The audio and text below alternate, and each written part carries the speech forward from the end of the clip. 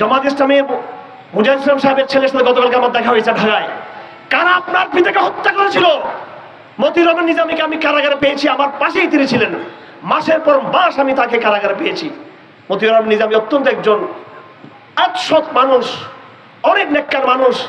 আমি কারাগারে দেখেছি তিনি ডেইলি স্টার পত্রিকা সেখানে যেত, ইংরেজি পত্রিকা, শেষে তিনি পত্রিকা পড়া বন্ধ করে দিয়েছেন।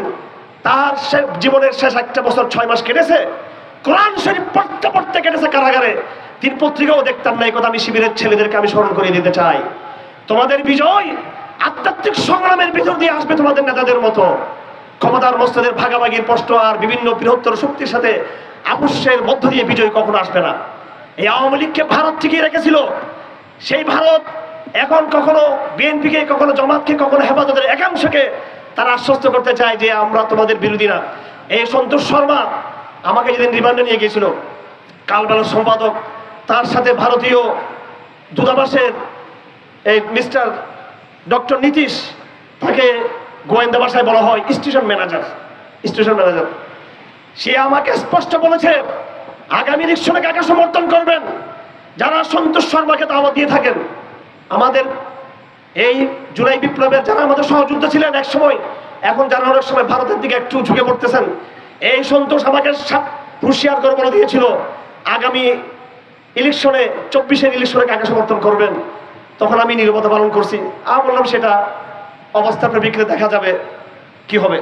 তখন পাশে পুলিশের, গোয়েন্দা পুলিশের আব্দুল মান্নান বসা ছিল, বাম পাশে ভারতের রয়ের দায়িত্বশীল বাংলাদেশের পুরো অঞ্চলে যে চিফ সে বসা ছিল।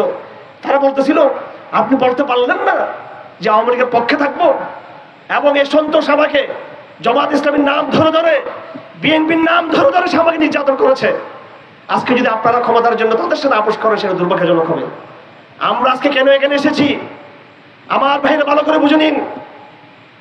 আমি জিজ্ঞেস করতে চাই, আপনাদের সংগ্রাম কি শেষ হয়ে গেছে? আপনাদের লড়াই কি শেষ হয়ে গেছে? আপনাদের যেমনি ভাবে আমরা হাসিনার ফেরাউনকে বিতাড়িত করেছি, এবার এখানে নতুন করে ফেরাউন যাতে আসতে না পারে সেই পাহারাদারির দায়িত্ব আমাদেরকে আদায় করতে হবে আমাদেরকে।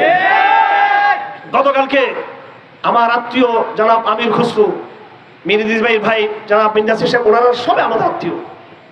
মীর হেলাল এবং আপনাদের এলাকার শাকিলা ফারজানা, ওনারা প্রত্যেকে আমাদের সাথে আত্মীয়তার সূত্রে আবদ্ধ।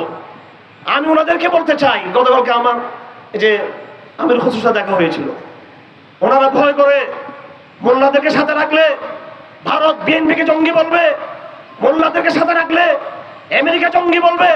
আমি তাদেরকে আশ্বস্ত করেছি যে আপনারা এত ভয় পাইয়েন না, আমাদেরকে এত ভয় পাওয়ার দরকার নাই। কারণ ক্ষমতা তো আমরা যাচ্ছি না, ক্ষমতা আপনারাই যাবেন।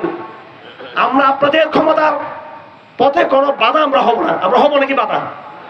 আমরা বিএনপি, জামাত, এনসিপির ক্ষমতার পথে আমরা বাধা হব না, কিন্তু আমরা পাহারাদারি করব যেন আরেকটা হাসিনা যেন কারো বিরুদ্ধে তৈরি না হয়। আমরা এমন এক তারেক জিয়া প্রত্যাশা করি যে এই তারেক জিয়া সত্যিকার অর্থে জিয়াউর রহমানের সন্তান হবেন, খালেদা জিয়ার সন্তান হবেন। কেন? খালেদা জিয়া এবং জিয়াউর রহমানের দোষ ধরতে পারেন, অনেক সমস্যা থাকতে পারে, কিন্তু ভারতীয় আধিপত্যবাদের বিরুদ্ধে তারা ছিলেন, আপোষহীন তারা ছিলেন। এজন্য হীনমন্যতা মনে রাখবেন না।